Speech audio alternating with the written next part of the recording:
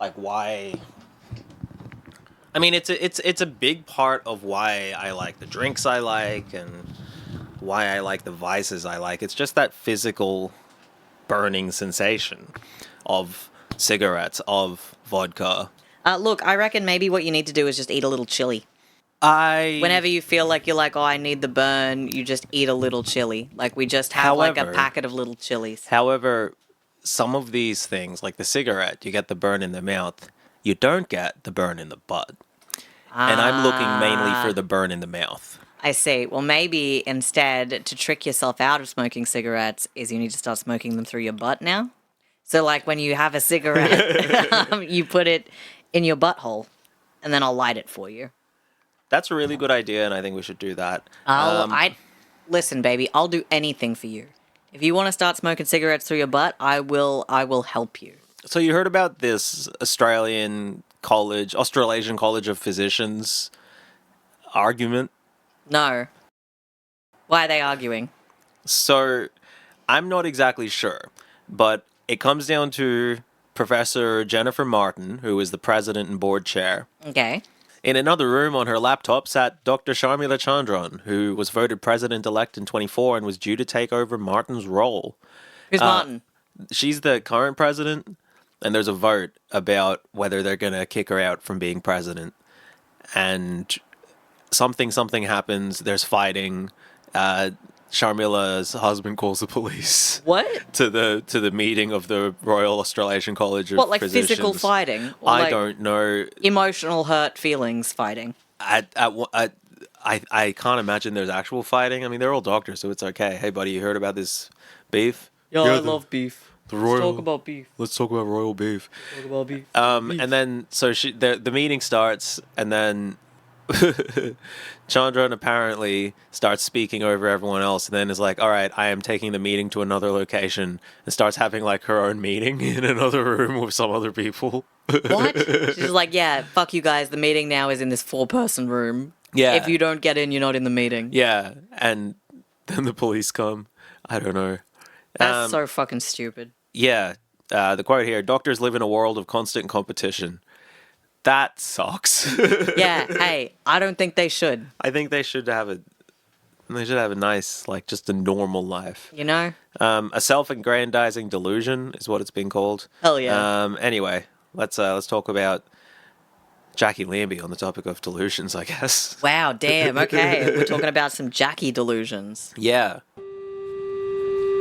I mean, you know, people are entitled to their sexual proclivities, you know. I mean, let there be 1,000 blossoms bloom. But I ain't spending any time on it. But I ain't spending any time on it. But I ain't spending any time on it. Let there be 1,000 blossoms bloom. But I ain't spending any time on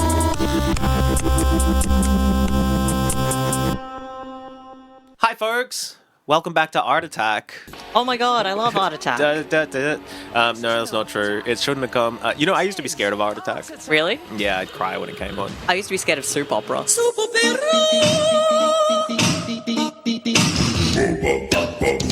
I mean, that's Soap fair. opera! Soap opera is kind of freaky. It's not actually Art Attack. It shouldn't have come. Oh, okay, yeah, I guess that's fair. We're You a know, the thing that we podcast, do. a podcast about Australia and the strange folk that have found themselves and ourselves here. Nice. And ourselves. We're back to talk about Jacqui Lambie again for the third time of, I think, 4. I think it's going to be 4. Hell yeah. The more I write, the more I want to write. You know, that's kind of how it goes. I like that. This is where we get into some of the meaty stuff, some of the difficult to swallow, like, all right, this is like an ignorant racist person. Oh, good. You know those pills of getting to know somebody you have to swallow when you make a friend from work? Yeah, and then all of a sudden you're like, oh, wow, you've got thoughts on things that I don't like. Yeah, it's like, oh, that's what the real problem of society is, huh? Huh, damn. All women, huh? That's great. And that's the juicy stuff about somebody. You Yep. got to know that stuff. Yep. When their guard's down. But first, let's catch everybody up. When we last left Jacqui Lambie, she had gone to see a clairvoyant to try and get some things straight about her political ambitions. God, that's right. She did do that. Yeah, what'd the clairvoyant say? The clairvoyant basically says, you're going to go into Parliament, but it's not going to be with any of the major parties, but I see yellow everywhere. Bright, shining yellow. Yeah. So she's tried to get some things straight, right? Like about her political ambitions, because she's been door knocking and like planning a Senate run to the best extent that she can. Damn. But she doesn't know what she's doing. She's like, I want to focus on veterans' rights and Tasmanians. Yeah. Tasmanian veterans are like, oh, this is... They're like, yay, let's go. She's pretty shortly going to sell her house to fund her campaign, so she's like committed but confused. Fair enough. That incredible seer of the future told her that her future would be clad in yellow. The cliffhanger we left you all on.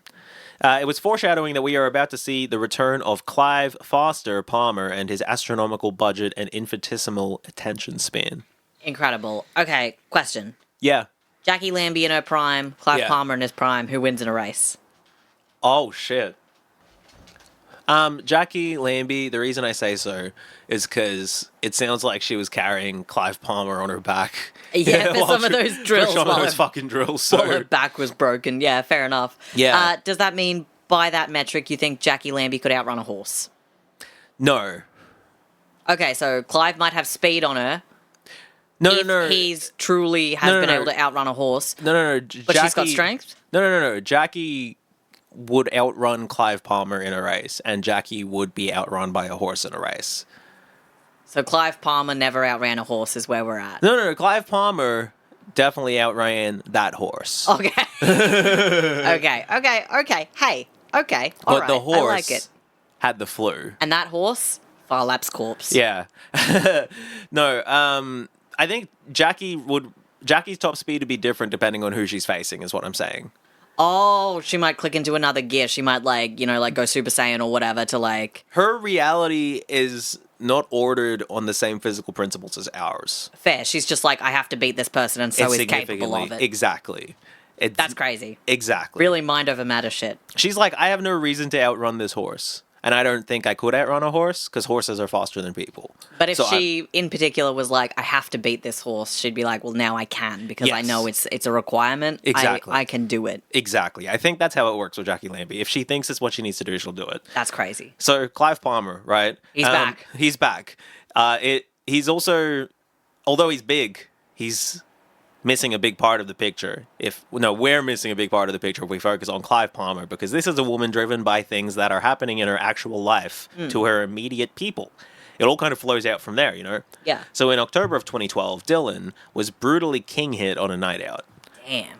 This is her younger son, who'd always been up and down in terms of his attachment to society, and obviously this just wrecks him physically for a while. Well, yeah, fair enough. I mean, that's got to be incredibly traumatic. I Yeah. mean, the amount of like stories we hear about king hits and Yeah. people just fucking dying, just Well- like straight up fucking dying or having terrible injuries. He has an aneurysm, and Jesus, yeah. he has like 9 weeks in like surgery and hospital, and his like drug and alcohol struggles only kind of pick up once he's sent home. Well, yeah, because he's probably struggling with, not just the regular stuff from before, like a terrible physical injury, which is Yeah. neurological, Yeah. which is going to make it so much harder. Plus, he was Exactly. probably on a shitload of opiates. Well, that's the thing. He's got access to opiates, and he is having trouble thinking straight anyway. Yeah. Like he's Got a brain injury. he's physically traumatized. Yeah. Is how it works, and he's angry as well because he knows who hit him. But Oh, yeah, fair. I'd also be pissed. yeah, but it's like, well, there's not enough evidence to do anything about it or whatever. Other than him being like, I know this guy fucking hit me. Yeah. So the clairvoyant, the one who told her about how she's going to be elected in a yellow party, Yeah. tells Jack also in that same meeting that Dylan is going to go off the rails and would need a spiritual intervention to get back on track. Okay. Here's Jacqui on that. Pretty powerful stuff. And here's what I mean about Jacqui having a different reality to us. So when I first read that, it was this whole thing. It's like this whole thing that the clairvoyant said. He's going to need a spiritual intervention to get back on track. And then it's just like pretty powerful stuff. And the first time I read it, I'm like, oh, she's making fun of the clairvoyant. And then the second time I read it, I'm like, no, she means that with all her heart. Yeah, she's just like, Can you imagine someone saying pretty that? powerful stuff. Right? And it's like, you have to like shift it to a very parallel lateral gear Yes. to properly read Jacqui Lambie. And that's incredible. Dylan goes off to this residential rehab program thing called Teen Challenge. Jacqui says there... How old is he at this point? Sorry. So he's, I think, 18 or 19 Yeah. when he's king hit. He's born in 94. And yeah, so Damn. he's 18. Yeah. Yeah, we're the same age. That's crazy. Um, We're the same age as Jacqui Lambie's kid. No, you're older. Me and him are the same age. Yeah, but I'm probably younger than the other kid, Braden. Brenton. Brenton. Yeah, Brenton, sure. Fuck it. Who is, at some point, I forgot to put it in the script, but he's going to graduate into also being a military cop. So he gets the Oh, he God got his band. own God band. He got Amazing. his own fucking God band. Good for him. Get the God Personally, band on. I think that's dog, but like, live your life, Brenton. Hell yeah, Brenton. Hey, no, but he's fine. He's Okay. doing okay. Hey, good for you, Brenton. Like, he doesn't come up in the story. It's not because he's all good. He's just doing his own thing. He's He's just just doing like, his own hey, thing. I'm actually just like living my life. I'm living my life. It's everything's Separate going to fine. anything, yeah. Yeah. All right, but Dylan is the one who is... Yeah, he's like 18, 19 Yeah. when he goes to this rehab program. And Jacqui says they're as intensely Christian as any rehab group could be, in a really positive way. Okay, Jacqui. Just like, yeah, they were really into spirituality and not so much into, like, you know, beating and molestation like Yeah. many other Christian institutions. Because she like leaves open, like there's a negative way to do that, but they're doing it in a They're positive way. doing it the right way. In the loving part, not the, like, loving side-eye Yeah. part. I think I looked up Teen Challenge and didn't find anything like. I think I They're not found, sending them out into the middle of the bush doing those, like, you know, troubled teen... I think there were a couple Industries. of instances of something like that, but nothing that I can remember or wrote down. So I don't think it was anything. Nothing too major, But then. like, hey, if Teen Challenge is like Australia's Elaine School or whatever, the Yeah. fucking like hit me up. I'll do an episode about Teen Challenge. But apparently, it goes really well for him. When he gets back, he moves in with his girlfriend. He gets a job, and Jack's hopeful that she's done all she can to set him up for a positive future. Yeah. Because she's turning more and more of her life to her hopefully positive future, making a difference for veterans in the political sphere or whatever. Yeah. She's like, hey, I'm going into this new chapter. I know that my son's struggling. I hope that I've done everything I need to do to be able to, like, you know, not have to give him my full attention, Yeah. but to be able to also focus on this other thing I'm really passionate about. Yeah. And But I think obviously, they're, like, you know. I think they're living in different places at this point. Okay, yeah. I mean, you said he's staying with his girlfriend? He's staying with his girlfriend. I think she's at this point living in Burnie and he's living in Devonport. But it's just Which makes sense for, like, what, electorate reasons. or yeah. whatever. But And, as like, we for remember, business. the northwest coast of Tasmania. Well, that's the only coast. That's the only coast. That's the They're all coast. bouncing between those three big cities Got there. it. So this clairvoyant, right? She plays an outsized role in the narrative of this book for a character only mentioned in 2 or 3 paragraphs. Okay. She shows up kind of like at one point to be like, yeah, you're going to be in a yellow political party. And then it's like, and then meet Clive Palmer. And then the other time she's like, and Brenton's going to need a spiritual intervention. Dylan's going to need a spiritual intervention. And it's like, all right, and then here's Teen Challenge. Like, she's like really important. She's like a pivot point Yeah. for Jacqui's whole career. But she's only in it for those 2 paragraphs. It's very strange. That's wild. Jacqui has no idea what she's talking about when it comes to the yellow party, though. She's like, what a waste of money that was. There is no yellow party. What am I going to do? But she does learn soon after about our father, Clive Palmer. Clive Palmer, who art in heaven, hallowed be thy name. Yeah, so Except he's still alive on earth, and that is a bit of a shame. whoops. He hasn't actually picked his color yet. So Damn. Jacqui's like the clairvoyant, like I didn't realize how right she was until later. Damn, I can't imagine. Clive not in yellow. Yeah, It's I really cannot weird, right? imagine it. Damn, his Yeah. branding is so good. What the He's- fuck? The parts of his branding are really good. Especially the like name recognition and brand recognition parts of it. I guess Clive that's Palmer, his branding. Yeah, black and yeah. yellow, black and yellow, black and yellow, black and yellow. You know what it is. On the Gold Coast, I built a dinosaur park. God, the Coolum, what was it? The Coolum Resort the Dinosaur Coolum Resort Park is Dinosaur so Park, funny. Commonwealth Games location. It pissed off all the golfers Yeah, because of the yeah, stupid exactly. animatronic dinosaur that was like.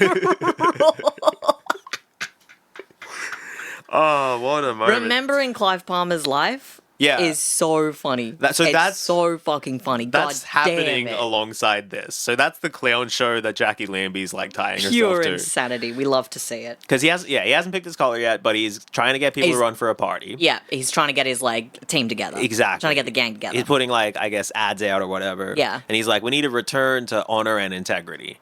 You know, the kind of like unhinged, historically tinged Clive Palmer that we know. Yes. But Jack, who kind of at this point takes a lot of things on face value. She's like, that sounds good. She talks about being naive at this time. She says that pretty openly. Yeah. She's into it. So she looks him up on her, quote, trusty iPhone and finds out that he owns mineralogy, which we already knew about, Jacqui. You didn't need to tell us. Yeah. We know about mineralogy. So what she does, right, is collate all of these documents that we talked about last week, that like running sheet of doctor's appointments and the questionnaires and her general experience as a veteran. Yeah. And then like a basic intro, what she wants to campaign about, kind of like, hey, I want your help. And she prints these sheets of paper out and she puts them in a big envelope and she mails it to the mineralogy headquarters once a week for 4 weeks. Like repeatedly? Yeah, every week she mails this package of all the stuff I told you about, all those pages of like, which is why I think it's in the book, right? Because it works for her, right? Holy shit.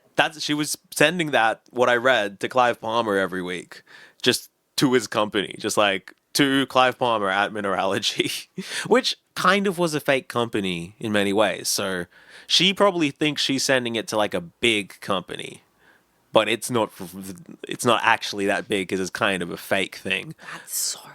But it's just a parcel of documents in this timeline. And she's just like, I'm Jacqui Lambie. Yeah. Sign me up. Sign me up. Pull me in, coach. So this isn't the Jacqui Lambie of today, but I have met people who are like this, in that they have a big bundle of documents that they're Yes. mailing to somebody Yes. all the time, and they pull it out and they're like, you need to see this. You Yeah. won't believe what they did to me. And they're sending it to the United Nations or something. Yes. I've seen some of these documents. You know, they show me. I've heard more than a few of these stories, and somebody gets hurt in some way by somebody powerful. And then everywhere they turn is another brick wall between them and being made whole. And it's a harrowing story. And then you see, like, the second part of the documents, the second tranche, let's say. Yeah. And it's like, oh, there's aliens and spiritual damage. And, Yeah. you know, because, like, That is the unfortunate part where it's like, yeah, someone has a legitimate gripe. Yeah. And the world is set up in such a way to completely, like, invalidate that. And be Exactly. like, actually, you know what?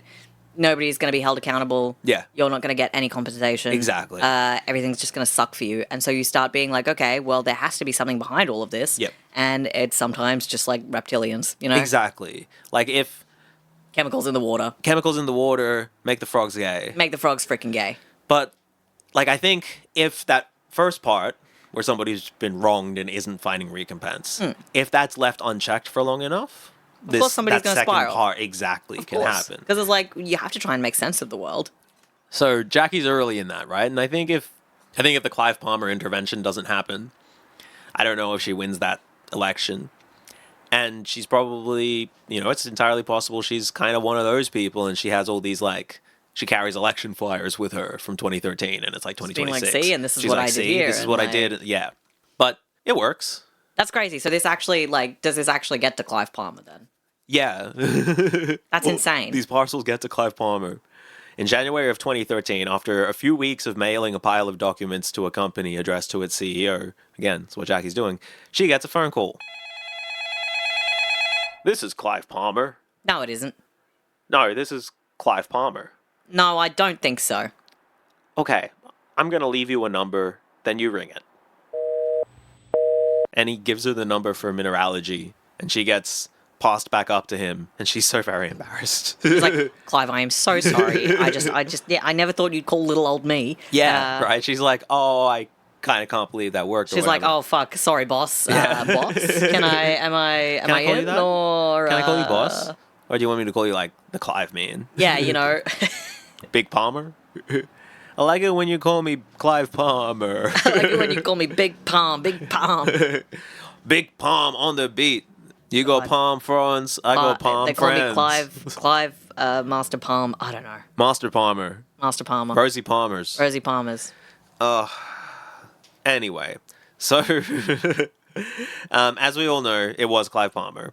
And Jackie's going to be pretty quickly recruited into the nascent Palmer United Party that he's forming, with its, like, kind of one main goal and all these weird side quests, right? Yes. It's a big rush at first, because she suddenly got, like, a media team working with her. Damn, yeah, that's crazy. She gets a chief of staff Rob Messenger, who will be back. Okay. Don't And- shoot the messenger, or do. Oh, you know, what, sue the messenger. Hey. And there's people working for her to make Facebook ads and organize fundraisers and stuff, and she didn't have that before. No, she was real, like, grassrootsing it, right? Yeah, so she's, I imagine, really going through it in a way right now. Yeah.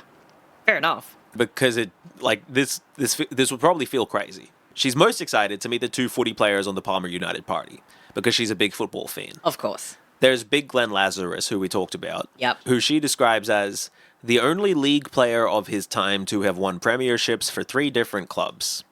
Damn, okay. Is that factual? Yeah, probably. I'm being unfair. She also says he's a toasted marshmallow. What? What does that fucking mean? Well, 'cause just they're like he's a like- softie? Yeah. He's just a big sweetie? She says she's also a toasted marshmallow where you look scary, but actually you're soft and gooey. Aw. Um, Okay, she's like bashed people and was gonna take a man hostage, but like well, he was a whatever, rugby Jacqui. league player. Yeah. And he was, like, I think known for being very big as a rugby league player. Yeah. But they're actually both softies. They were just little softies. That's so fun. Okay, yeah. No, keep going. Yeah. Although she appreciates rugby league, especially because she lived in Queensland for a while, it's the other oblong football sport that has her heart. Got it. From Jacqui. Doug Hawkins, from the True Code of Football, AFL, was also in the game.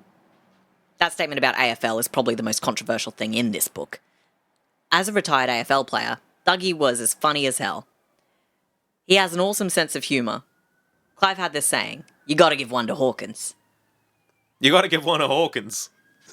Yeah, what? When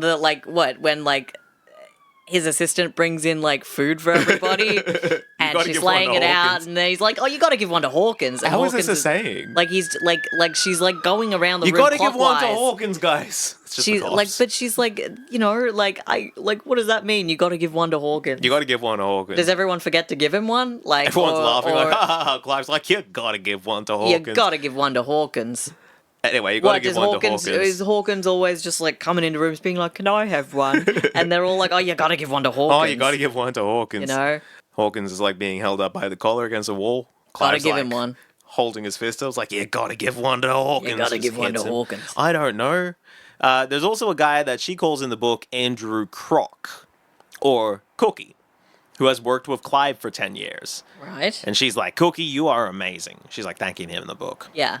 And I was like, wait, Andrew Crock? I swear I remember this guy. His name was Andrew Crook, and he runs something called Crook Media, and that's right. Clive Palmer advisor Andrew Cook detained over raids linked to alleged kidnap. Yeah, if you Another kidnapper? This is the guy in the Clive story who kidnapped a guy. Jesus Christ. Also, that photo of Clive, it's like, come on, man, you got to get a bigger shirt. You really got to get a bigger shirt. I'm stressed about how much belly I'm seeing. You got to get a big shirt, King. Listen, Rick If Ross. you sit down and your belly falls out, you got to get a bigger shirt. Would you vote for Clive if he dressed like Rick Ross? Like big fucking red suits. Yes, of course I would. Gets a bunch of neck tattoos. If he fucking dressed like that guy who wears the gumboot on his head or whatever, or the Wizard of New Zealand, like probably yeah. Unfortunately, The Wizard of New Zealand. Yeah, if Clive dressed like the Wizard of New Zealand. So, anyway, so that had already happened, the alleged kidnapping, when damn Jackie's it. writing the book. fuck's sake. Jackie's like, She's like, fucking love this guy. Well, you know what? Because she's like, been there, you know? Hey, we all think about doing a little bit of kidnapping We all every take so actions often. to make You know, kidnapping. we all do things that we might think is not appropriate by society, but sometimes you just have to do a kidnapping. I don't want to leave the option off the table that she's talking about a guy named Andrew Crook, who's also Clive Palmer's media guy, who's different to Andrew Crook. But that's so close. And she calls him Cookie, yeah. which is Cookie the also Crook. like, it's neither Crook or Crook. Yeah. So I don't know. But returning minor character, Andrew Crook, maybe. But here's Wilding. Jack at the campaign launch. All right, damn, she's right in the middle, sandwiched between a bunch of dudes. Yeah, it's a bunch of big dudes as well, right? Yeah. Because Clive, I They're think all that's quite part, substantially large. I think part of his. Like, I don't think Jacqui Lambie's small or anything, She's right? 5'4". Yeah, so, like, she's not puny. No, she's I'm not puny. 5'0", so, like, I mean, what can I say? But, Yeah, yeah. There's a lot of big dudes in the party. Yeah, holy I mean, well, fuck. there's all these footy players and, And they're stuff, all, right? like, squished to, like, they're Yeah. all squished, like, every single one of them is shoulder to fucking shoulder. Like, they didn't want to spread this chest. No, apart 'cause- at all. They're all squished together. I think Clive wanted them all to feel like how he feels sitting on a chair in his plane. Just like, really squished up against the sides of it. my goodness. Yeah, Jacqui Lambie really looks like she's like under pressure from both sides, and they'll squeeze her together at some point. Yeah, like it looks like if they do that, the game in the car. You know, when you were a kid and you used to like corners. You're doing corners when you like slam one of the kids into the corner. Yeah, she'll fucking die Go in back corners. and forth. Yeah, she'll fucking. Especially when you're in the middle and both sides are like trying to play against each other. She's got the and you're elbows like, though. She's gonna play chicken wings. I mean, with it. she'll be fine if she just leans backwards and let these guys like clonk heads. They'll all be fucked. Yeah, that's a really funny idea. Yeah. So, and while she's with Clive, she maintains this like curly short hair updo with glasses combination. And it's kind of an era thing with her. Like, if she's got that on, she's in her first era. Nice. And then... This is Jacqui Lambie, the like, I have to be a professional politician. Exactly. This is what politicians do, right? Yeah, exactly. She's like, I need legitimacy. I gotta look serious. Rather than like myself. She's very like no-nonsense military figure. Yeah. But also like mum. Yeah. No-nonsense military mum. She's playing a role. Yeah. Which is not how I think she's mostly seen today. No. At least in her clothing. On Election Day, 7th September 2013, with a boost from the bombastic Clive Palmer fueling more media mentions for her, probably wider renown, Jacqui Lambie is elected to the sixth seat in the Senate in Tasmania. Say that 3 times quickly. Sixth seat. With seat number 6 in the Senate. Senate seat 6. Senate seat 6. In Tasmania. We'll just briefly talk about what that means in terms of the amount of people who are actually voting for her and such.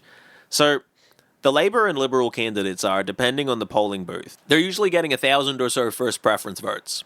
So relatively few people being like, this is my guy. Yeah. But a bunch of the other numbers flow to them to make it like 20,000 points, I guess. Yeah, however that shakes out. Well, it's like, I'm looking at preferential voting and being like, this doesn't, what's really happening here? What really happens here, right? So, they get 20,000 points or whatever it is, ish, at one polling booth, and so they get like 100,000, 120,000 across all of Tasmania. Yeah. So they get the first 4 seats. The 5th Senate seat number 5, goes to the Greens. That dude, is it Peter Wish Wilson? Yeah, Peter Wish Wilson. No one's got an easy name to say. No, what are you talking about? Peter Wish Wilson. He's getting like 2,000, 3,000 first preference votes. Okay. So way more than the major parties. Yeah, but the way that the preferences work Exactly. shakes out that those all flow towards them anyway. Exactly, at like one polling booth. So it ends up at like 10,000 per booth. So Jack describes this as part of Tasmania being sold out to green ideology, which is making people angry. So then there's Jack, right, who's getting like 200 to 300 angry votes at each seat. Yeah. Which is putting her in real competition with like the Sex Party and the Pirate Party. Hell yeah. Like they're getting similar the amounts real of fringe seats. parties. Exactly. The preferences are flowing onto her. Clive Palmer makes deals or whatever. Yeah. And she ends up with a few thousand points or whatever. Gets that last seat. For fun, I wanted to briefly mention some of the rest to tell you about some of the other minor parties running in the 2013 Tasmanian Senate election. Please, I'm actually really excited. These guys are getting like barely even 10 votes Incredible. in most polling booths. There was the Senator Online Party. Okay, Australia's first and only internet-based political party. Damn, Senator Online. In the division of Denison, their candidate Sven Wiener got 1 vote and was actively embroiled in a court dispute about an allegedly illegal turtle. What? It was a turtle. A la tortuga. And it might have been illegal. And so he was in court, but he's also running for the Senator It's like, Online I'm running Party. for the Senate, and I'm going to quash this illegal turtle nonsense, because I'll be powerful now. I'll be powerful with the Senator Online Party. There was the No Carbon Tax Climate Skeptics Party. Okay, so this is just, don't do a carbon tax, the climate's not changing. Yeah. It's like basically... I'm a big moron. It's like Clive Palmer's party, really. Without any financial backing. Because that's his main thing. Yeah. But, like, without any real thought into it. It's just like, hey, who out here is ready to say, like, fuck the carbon tax, climate skeptic? But also, it's nonsense. It looks like nonsense. They got that weird-looking British guy that sponsored weird preacher Danny Nalia to come on a tour of Australia. Yeah, They're yeah, the ones yeah. who, like, made that happen. And, like, single-issue parties, like, that name themselves, like, a single-issue thing are really funny to me. Yeah, I mean- every single time. There were the Stop the Greens Party, who later changed their name to the Outdoor Recreation Party. Damn. Damn. This image is from the Liberal Party's website. What's it say? Extreme, not green. But it seems like that's what their idea was. Well, we need to stop the Greens. They're actually extreme. They're extreme. Yeah. They haven't left a logo online that I could find. Unfortunate. Anyway, Jacqui does get that seat, obviously. And most of her enduring image to the Australian public probably comes from this period. This is the chaotic parliament where Clive Palmer held the balance of power because of all the senators, including a couple that he poached from other parties and some alliances that he has. It takes less than 2 months for her and Clive to start fighting, while they're trying to decide on candidates to run in a Tasmanian state election coming up next March. So March of 2014. Yeah. Jacqui wants to select them soon, right? But Clive's like, no, you got to make the people wait until the last minute. Clive. And so these nobodies that nobody knows get rinsed. And Jackie's like... What did I fucking tell you? Exactly, a video about it. She's like, it's lucky we didn't pick these guys earlier because everyone would have hated them for longer.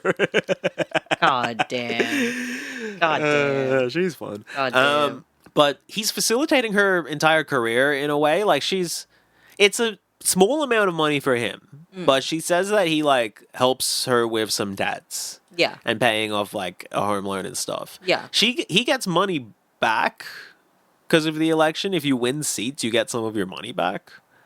Bizarre, but okay. Yeah, I don't know.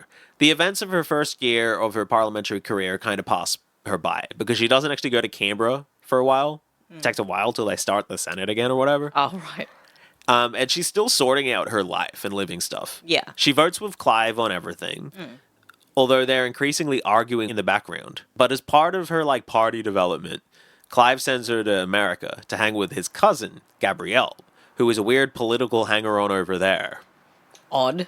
She goes to these, like, Jacqui goes to these conferences. She meets many, like, army people, some elected people, some right-wing propaganda people. And this guy, you know who this is? Is that? The people are so excited to hear what you say. Tyler, the guy, Yes, Steven Tyler? It is Steven Tyler. Yeah. From Aerosmith. Yeah. Yeah. I had to look it up. I didn't know who he was, but I was like, that's a guy. Yeah. But yeah, that's Jacqui with Steven Tyler. So he's at this conference or something. She would have been so excited to meet him. That's what I'm saying. She would have been so excited to meet Steven Tyler, and Clive set this up for her. That's crazy. Yeah. And this is probably Clive saving money. Yeah. She'll just stay with Gabrielle. So fractures in the Palmer United Party show up pretty quickly. They're perhaps in disunity. Yeah. As we probably remember, Clive was just doing the basic maths of numbers to vote on big national things. Yeah. And he knows how many seats he needs to get votes to repeal the carbon tax, and he does that. And he doesn't have much of a plan for how the party's going to go after that. Damn. And so... Yeah, well, I mean, that sounds exactly like everything. Like, again, I know this isn't a Clive Palmer episode, but just going back to, like, Clive, who just picks things up and looks at them, goes like, this looks like fun, and then he'll see something new and he'll just drop the old thing. Yeah. And be just like, I don't want to play with you anymore. Yeah, and it's like glass balls. Yeah, it's just like, Clive, that was an entire thing you were doing. People's lives were dependent on that, Clive. And he's like, I don't like this game anymore. I Yeah. want to play a new one. And it's like, Clive! He's a very naked capitalist. Yeah. Like, It's so funny. it's what Truly they like all the do. id of capitalism. Exactly. It's the id of it. That's the Gold Coast. So, Alex Douglas, who is Bob Catter's nephew, I'm pretty sure, Okay. is working with the Palmer Party. He's in Right, charge of the right. Queensland division. Right. And an email is leaked from Alex Douglas. Jacqui Lambie comes from Bogan land, where people wear Ugg boots, watch Big Brother, and rejoice in their ignorance. A place where people are happy with trinkets and false gold. Jacqui is from a world we see daily and quietly hope will disappear. Unfortunately, the world is full of them demanding their right, in an odd way, to be heard.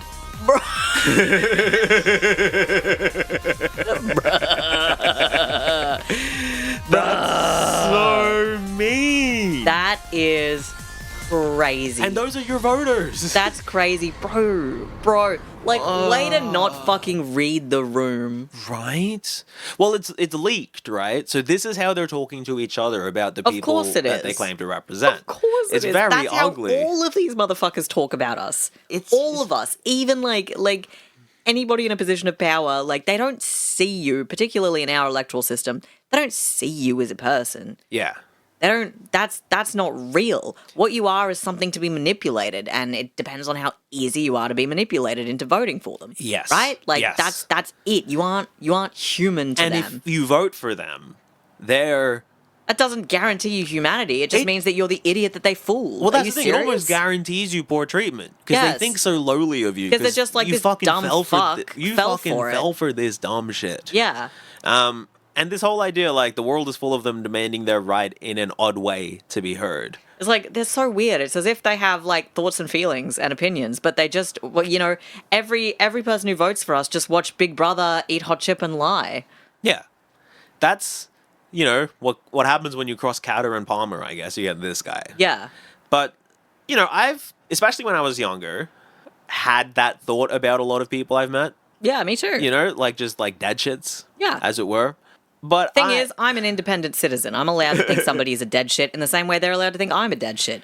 Yes. That's fine. Yes. I'm not trying to, like, I don't hold sway over these people, You're not nor trying do to they use hold them. sway over me. Yeah. We're you're a on private equal footing and citizen. we can hate each other or we can think lowly of each other. We shouldn't in an ideal society, Yeah. but it doesn't hurt anybody and it doesn't change their life or mine. Yeah.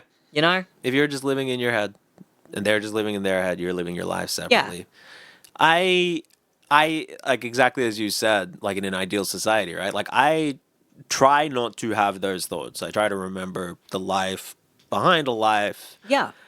And that gets really hard the more people you see in a day, the more people Absolutely. you're trying to keep up with to stop categorizing people. But there's even ways that you can do that where it's still like positive. And this is Absolutely. just like it's hateful and it's mean. Yes, because this is not even having the base empathy of like another human life, right? Yeah, because Like- it's people in situations probably worse than Jacqui's in many cases. For sure. That are voting for people like Jacqui. For sure.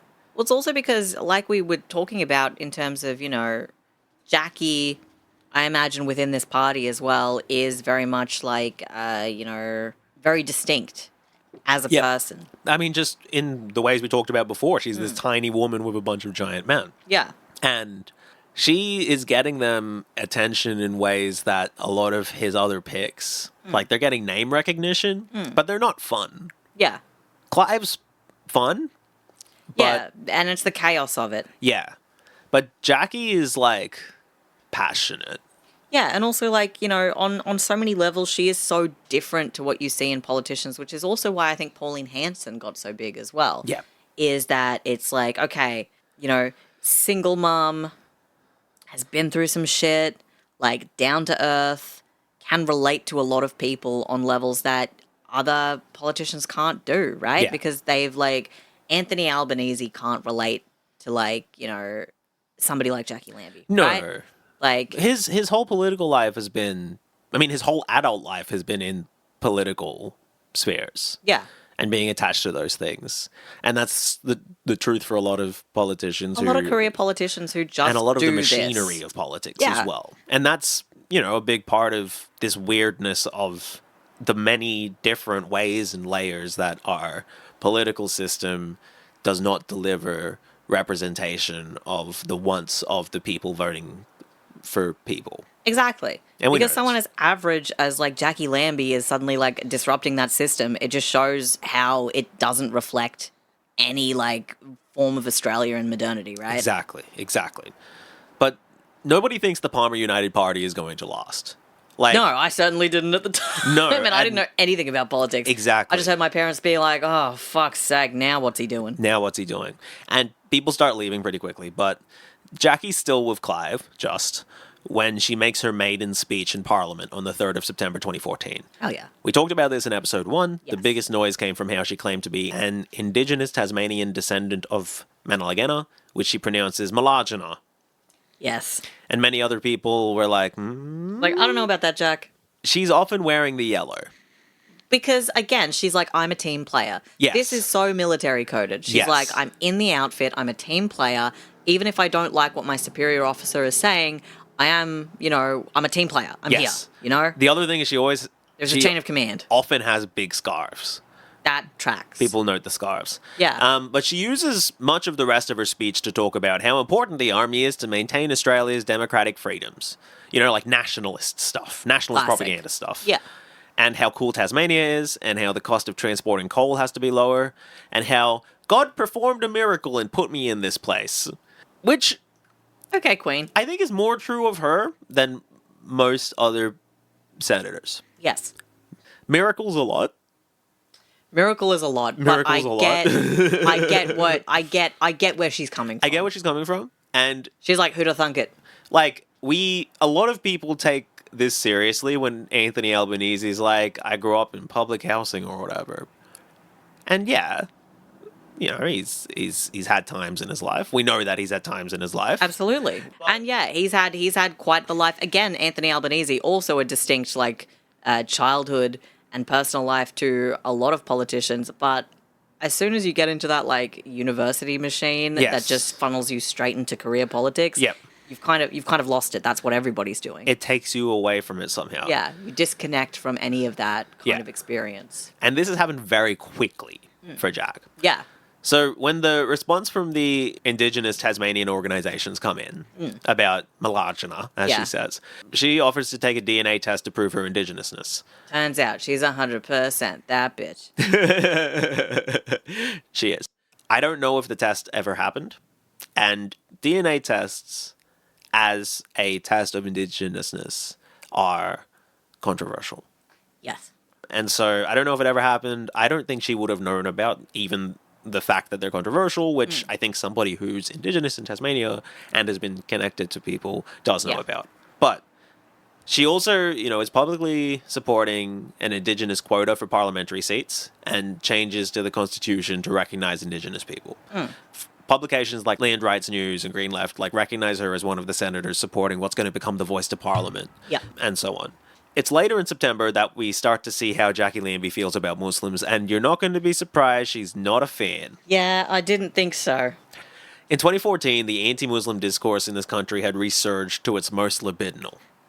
Not entirely coincidentally, in 2014 was the last time that Israel did like a big invasion into Gaza. Classic. Killing a couple thousand Palestinians and injuring more than 10,000. I don't want to attribute too much to the Israelis, because the Australian media is chomping at the bit to speak ill of Muslims at the best of times. Of course. But it doesn't take too much to create a mini racism tornado. But there's certainly something to the idea that if an average Australian is primed to think that Muslims are evil anyway, they're less likely to somehow get actually outraged about Israel killing a bunch of them. Yeah. Commentary for those who are watching the YouTube. There's an image of Jacqui Lambie here that her hand looks so small. It looks like she's got like a baby hand. I've never noticed this about her. She has tiny little hands. Really little hands. The anti-Muslim rhetoric in the media is a little part, sometimes intentional and sometimes a byproduct of other things, of the formal and informal system of worldwide white supremacy. Woo! In 2014, you also have the clown show parliament, led by Tony Abbott. Oh no, not shirt front. Onion eating we got motherfucker. shirt front, fucking onion motherfucker, and his crew of Western chauvinists. So the talk in the town was like Muslim gangs, Sharia law, and banning the burqa. Yes. We weren't talking about like Israel, Palestine, Syria. It was a different mode of conversation. Yes. Less zeitgeisty, there were anti-terror raids at 25 homes in Sydney, where 800 police detained 15 people, leading to one arrest. Damn, you know, and that's why I salute our boys in blue. I think it's like a show of force kind of thing. It's like, man, we got these Islamic terror gangs. Jacqui throws her hat in the ring with a humble Facebook post. Kieran, if you could please describe the picture and read the caption. Of course. Wow. Okay. All right. So we have an image here of somebody wearing a burqa. It's like a light blue, and they've got their arm sticking out of it, and they're holding a gun. With a chain on it for some reason. Yeah. Like, you know, if you wanted to, you know, like a one of those like safety straps for your gun. Yeah, like a teenage backpack. Yeah. That's how you do it cool style. But the image also has text on it that says, terror attack level, severe. An attack is highly likely. Followed by some secondary text on the image which says, for security reasons, it's now time to ban the burqa.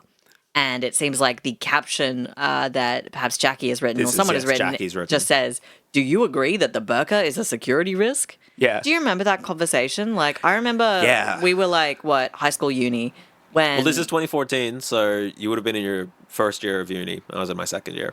yeah, And yeah, I remember it. I remember just like being so angry. yeah, just like fucking foolishness. Yeah, Full fucking foolishness. I think at that point old enough to just be like, what are you... Yeah, just being like, grow the fuck up. Are you serious? Are we going to ban backpacks? Yeah, what are we gonna do now? Like, if we What do you- follow what- this, what else we we- need to mandate everyone dresses like it's Queensland. Yeah. Okay. Are we naked now? Are we all naked We now? need to be all naked now. Like at what? Like, are we banning hats? Oh, I Yeah. can't see your head. This is the Like that's fucking dumb. this is the world of Tony Abbott Prime Minister. God, right? that was such a fucking stupid era. It was. And it was great for Jacqui's security risk Yeah, thing, good. right? Glad for you, Jacqui. God damn. So this is a mode that she operates in a lot of the time, and Hmm. I think it convinced more than a few people. This is like peak tight updo Jacqui, Hmm. where everything is presented as the sage considerations of a military tactician. Yeah. You know, God being shit. Yeah. This is immediately controversial. Not just, but a big part because she's managed to find a picture of Afghanistan's first female police officer, Malalai Kakar, who the Taliban killed for her support and protection of women's rights. Jacqui, I'm being so fucking serious right now. Use the media team. You got to use the media You've got team, to, Jack. because look what you've just fucking. That's crazy. Yeah. That's crazy. Well, it's Clive Palmer's media team, though. yeah, I guess so. Just useless. Rob Messenger. Useless, but well paid, I imagine. Yeah. When Jacqui's called out on it, she's basically like, I actually knew about all of that already, and actually, she was really brave and would have supported me in banning the extremist burqa.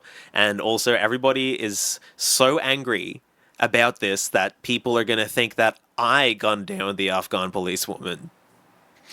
Actually, what you guys don't know is that we're actually cousins. Yeah. We're actually distantly related through Manalagana.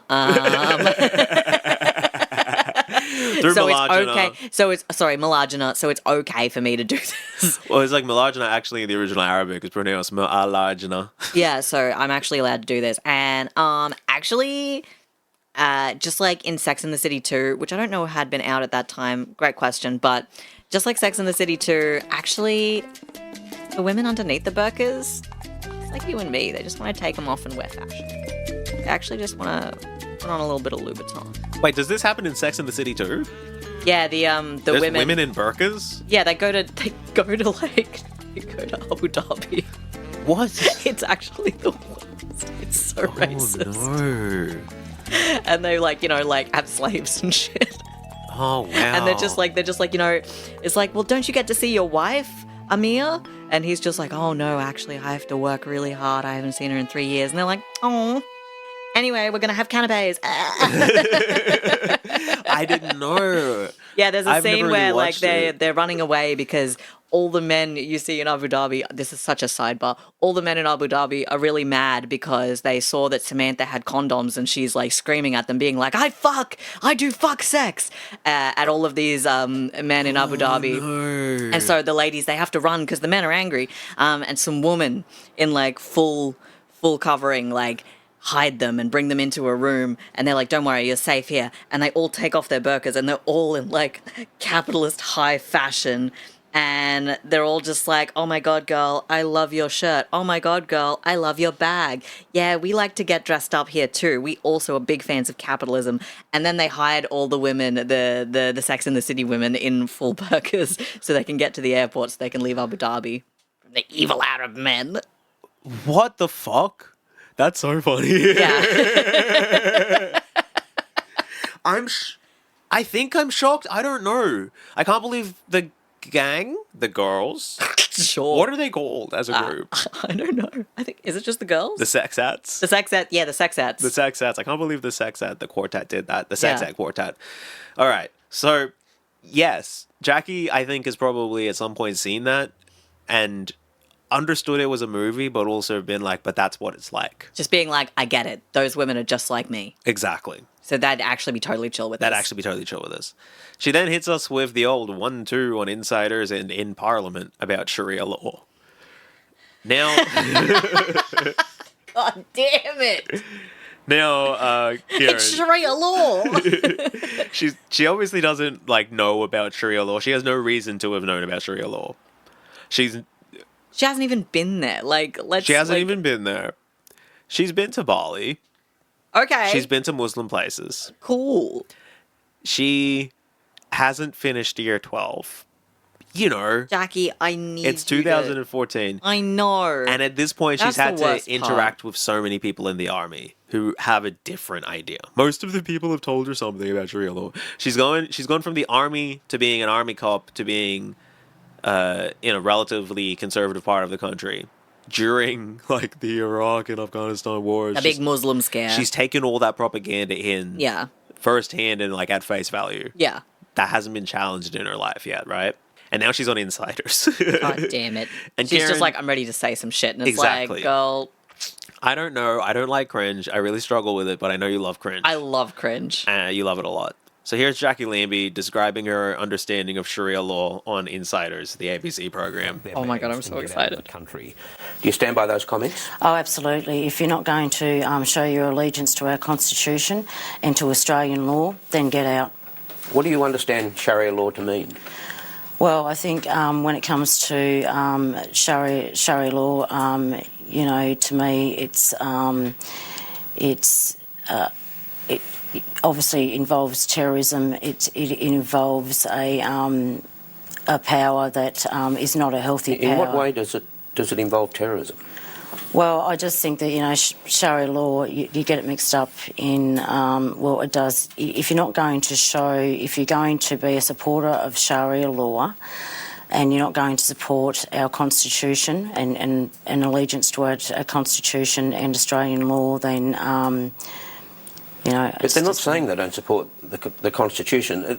Sharia law is it's a religious framework, but Muslims in Australia, the moderate Muslims, don't follow the extreme tenets of Sharia law in the same way that Christians don't take literally some of the violence that's inherent in the Old Testament. Yes, but I still think, you know, they have that extremist when it comes to Sharia law, and that's not good for the country But then whatsoever. Why aren't you urging Muslims not to accept the extreme elements of it, but by saying that if you reject Sharia law, full stop, you're asking them to reject their religion?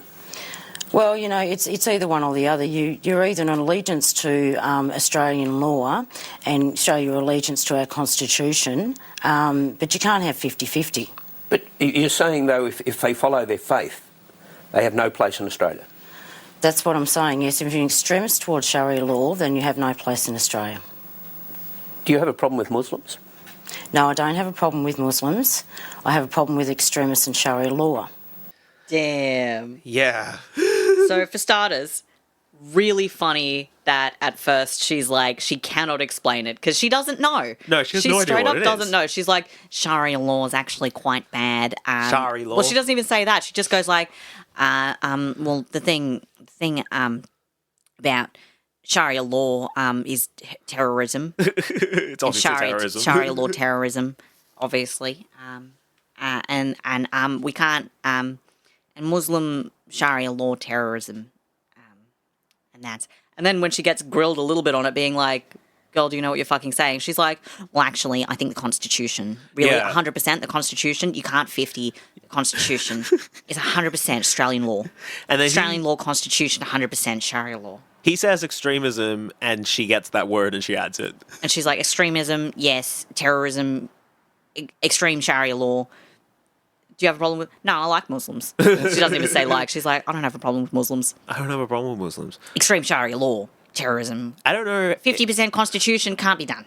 Can't be done. Can't be done. You can't be doing a 50% Constitution. Do you ever have you ever had a dream where you Sharia law 100% Australian Constitution and you wish you terrorism Sharia law and he wish he could touch you? and you wish he could do you so much you could do anything?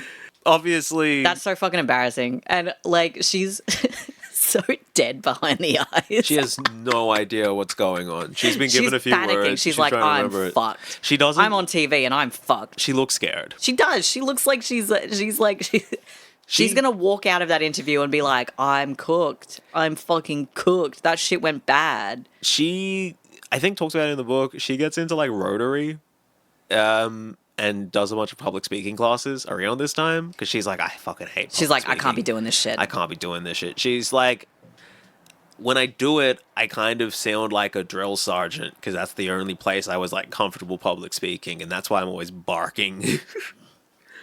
But so then a couple days later, I think she's in Parliament, right? So Oh, this is just no. happened.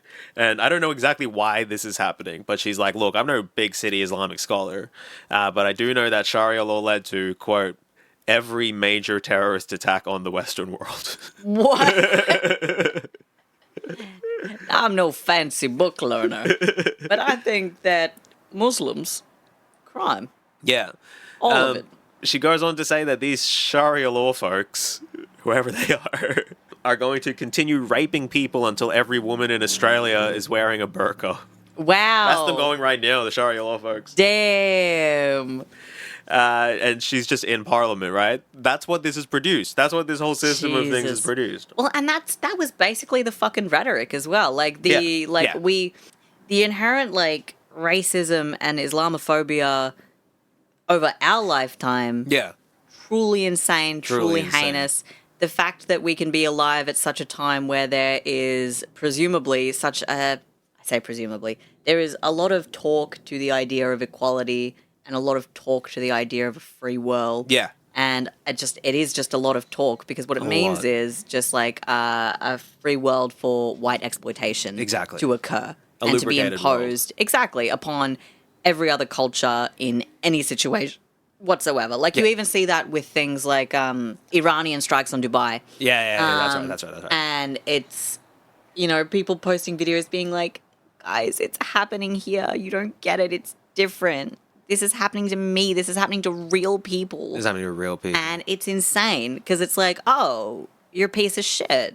Like it's the cognitive dissonance that people have to have is insane. Yeah. And you can just look back on like the last 20 years of politics and you have to go like, oh, of course we're not at a point where everybody is equal. No. Look at how shitty people were like 10 years ago. 10 years ago. 5 years What ago. passed for, like, how awful normal people conversation. were. Right? Like, what Those beliefs haven't changed. Those people are still around and in power. Yeah. If they believed it then, how are they not believing How it do they now? not believe They it do now? believe it now. That's Yeah. the thing. Because it's truth that they've been told. Like, they take it as truth Of because course. it's told from an official source that they believe in. Yeah, which is usually just like somebody else they know. Exactly. And it's just nobody wants to interrogate a thought or a fact in quotation marks Yeah. that they've heard. But I think... Right? Which is why you get people like my coworker who just goes like, well, if they don't like it, they should leave. They should About leave. like Palestine. Yeah. Like, but about them being in Australia. And it's like, no, Yeah. girl, that's not what's happening. And she's just like, well, if you don't love it, leave. And it's They're like, not here. girl, you... They're not the here. fuck? They're in Palestine. They're in Palestine, where they live. The other place. I think that, for instance, the interviewer is speaking in a way that today on Australian media would probably be seen as a little bit old-fashioned, right? Even the not all it's one of the tenets, but not all Muslims follow the most extreme tenets. Yes. I think mainstream Australian media has moved past some of the more libidinal Tony Abbott era Islamophobia, but a subsection of the Australian culture, because around then you have this, over the previous 10 years or whatever, you have that massive split in where people are hanging out culturally. Yeah. People get fully separated from each other. Yeah. That process is really picking up steam. And some of those people have just kept that Tony Abbott era energy. Yeah. And they're still doing it, and we never hear it. Yes. But I think for the middle set of people, this isn't really how we talk anymore. No. For the normal set, for the learned set, and even for parts of the right, even the more proper conservatives. Yeah. And when I say proper, I mean in the prim and proper sense, not correct. They've kind of moved past the burqas are a security threat.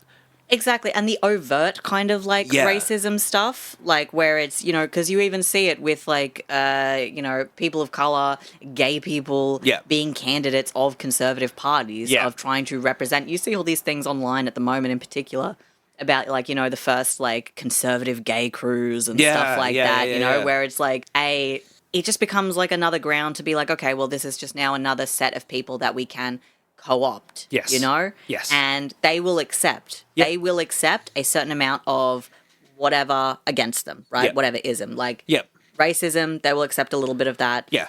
Homophobia, they will accept a little bit of that. Yes. They can't go as crazy with it anymore. They can't go as crazy with it But, anymore. you know, Like, if you're a Muslim candidate for Labour, you have to have a view of Palestine and Lebanon, specifically, and other places as well, that runs counter to what you know to be the truth quite seriously because of your background. Like, this is what, for instance, Ed Husick yeah.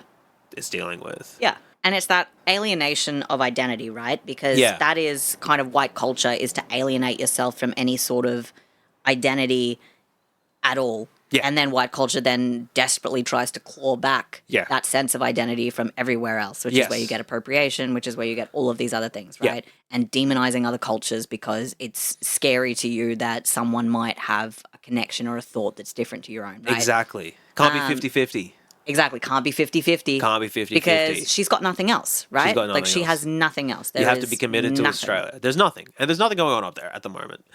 And you'll notice God that damn it, Jacqui. none of that has much to do with, like, Australian soldiers, which No. is her main concern, apparently. Well, I Right. mean, they're out there being subjected to Sharia law. They're being subject to Terrorism. Sharia law. Don't you worry. She has a big stunt planned for you as well. Jacqui, don't stunt on him. So soldiers are being offered a pay rise that they don't think is sufficient, taking inflation into account. Whatever. That's and the it's economy, baby. And it's Remembrance Day soon. So Jacqui Okay. thinks, well, what if I turn my back to the last post in protest of this? And she's convinced out of doing it, but she's like basically threatening to leave the Palmer party over it. Damn. She's like, okay. you're not supporting me on this. And Clive's like, we're already not voting for it. So what else do you want us to do? Yeah, this We've is- gotten we're doing the vote thing. numbers. And she's like, we got to do the stunt. Because she's got, I think, Stunt on him. better media instincts than Clive. Well, yeah, because I think she's thinking like a normal person. Even though, like, she's got, like, I don't agree with Jacqui Lambie, she is thinking like a normal person would think A when much they more want to normal make a person. point. Exactly. Right? Not And like a there's- media executive who's just like, well, we have to think of all the different things and blah, blah, blah, Exactly. blah, blah. She's like, I am having a regular thought about how to make an impression. Exactly. But yeah, Clive's like, you're making us look insane, and then he built a giant dinosaur. You know? You're making me look insane, he says, complaining of like heartburn from eating so many fucking pies and having his giant dinosaur and claiming he can outrun horses. Being wheeled to You hospital. know 'cause how of his the dog bias. ripped the cock of another dog off, Oh, like remember the dog just ripping the like, cock? and he just like Cock runs dog. away. Oh, he just like dog. runs away, and he doesn't even run away, does he? He sails away in his houseboat. He's living on a boat. Anyway, So their relationship's not going great. no, funnily enough. And it's this tussle between Jacqui getting lots of attention to the party and also kind of being liable to go off the handle and say something like really racist or really insane, or her dad gets arrested for assaulting a cop, or she says something kind of dumb, or, you know, as per the ABC, Senator Jacqui Lambie apologizes for describing her ideal man as well hung in radio interview. She's like, I want a big cock. on a big cock. So it's in this mess of crises that Clive Palmer is overheard talking to another party member and like kind of questioning Jack's intelligence. Oh, Being no. like, I think she's an idiot. That leaks. Of course it does. Jackie's office, through her chief of staff, Rob Messenger, puts out a reply saying, no, Clive was actually talking about Dio Wang, who is another party member, and it's the one that Clive was talking to about. So Rob's just like a liar. He's just like, nah, that was somebody else. That was about someone else who's dumb. It was about the Asian. That was about the Asian. Fuck me. So Clive fires Rob from the party and accuses Jacqui of infiltrating the Palmer United Party for some other party. Jacqui goes one better than him and quits the Palmer United Party at the end of 2014, taking much of both the popularity and the attention-grabbing ridicule with her. Yeah. She does this big photo shoot with Women's Weekly. Damn. Explosive interview. Jacqui Lambie, the single mum dividing a nation. She's got the Australian flag draped over her. She She says, does, her hair's down now. yes. We are Important. out of the bun era? Exactly. In the, interview, I guess? Sure, fuck it. She talks about how she's been single for ages, says she's addicted to fillers and Botox, calls Tony Abbott a lying liar who has no balls. Oh, well, look, we can agree on some things, can't we, Jack? and tells Women's Weekly that she wishes she hadn't taken Clive Palmer's goddamned money. 2015 is going to be a new year. Or a new season. Cool. An action-packed one where everything happens, where our gal strikes out on her own. It's messy, reality show stuff. Jacqui's pretty open, actually, about being heavily inspired by reality shows, specifically keeping up with the Kardashians, in her approach to politics and the media. She says that... God damn it. You can't, girl. I mean, clearly it works. Clearly it works. Because she's still doing it. She's still doing it. Spoilers, guys. She's still out here. She's still out here. There's an unfinished story. She says especially deep in the recovery years, she just binged Keeping Up with the Kardashians. Damn. She Yeah, of was like, course. I mean, that's you know, what's and on. other That's the reality- cultural zeitgeist, That right? is the cultural zeitgeist. That's what her friends are watching. Yeah. So actually, what's his face was wrong. It wasn't Big Brother that these Ugg boot wearing ignoramuses were, you know. Well, that kind of shows how out of touch he was, because this is like 2014 at that point. Yeah. Right? It's just So like, he's what are they talking about doing? what they were doing 10 years ago. What are the peasants doing? Eating mud and beating children? And it's like, And not listen, even children that I beat. some of the children are eating mud. Some of the children are eating mud as well. This is reflected in this portrait of Jacqui Lambie, entered into the Bold Archie, which is the Archibald Prize Parody Awards. Hell yeah. Damn. It's, I guess, you know what? That's quite funny. Goodness me. So it's what, the Kim Kardashian style, like, showing the butt Showing the butt. situation. The break the internet photo shoot, I break believe. the internet photo shoot. So she's, you know, got her butt out. It's a big old butt.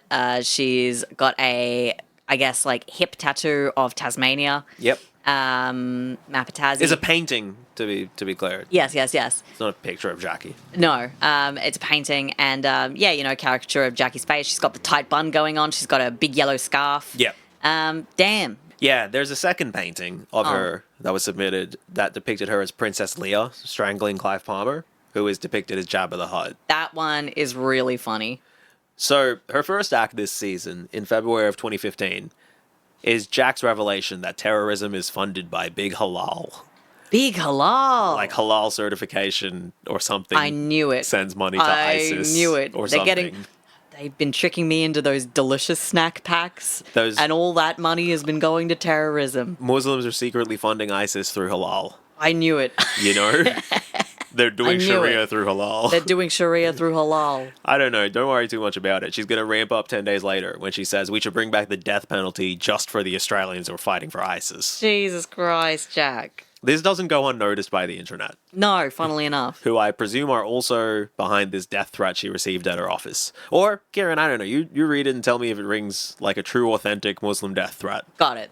By the powers invested in me by Allah, I sentence you to death unless you convert to Islam and help bring Sharia law to Australia by March 18.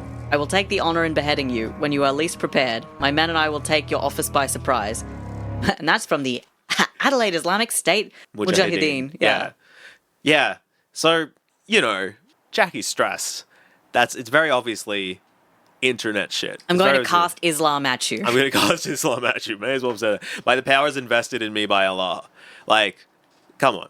But yeah, it's from Adelaide because there's a big anti-mosque campaign being run by the Patriot Defence League. Of course. Corey Bernardi, of course, the recent One Nation recruit, who was a South Australian Liberal Party senator at the time, was amplifying this campaign as part of his general hatred of Muslims. And Jacqui, seeing this, national story, obviously has to jump in, and she rides that wave of attention into formally founding the Jacqui Lambie Network in late March. Jacqui Lambie Network. JLN. So this frightening exchange after she lashed out about something or other isn't going to scare her away from attacking Muslims, but she is going to get distracted for a while. In the air in the winter of 2015 was talk of a referendum to change Australia's constitution to recognise Indigenous people. The ruling Liberal Party is obviously not and never will be about it. This, obviously, is part of the process that leads to the Voice to Parliament referendum, like we said earlier. Yeah. Corey Bernardi, again, comes out to be like, this is a stupid idea and nobody wants it. And Jacqui, in one of her dramatic swings, says, I don't give a stuff what Corey Bernardi thinks, he's wrong. And pretty loudly comes out in support of constitutional change, saying that the Liberal Party were the only people holding back reconciliation in Australia. Yeah.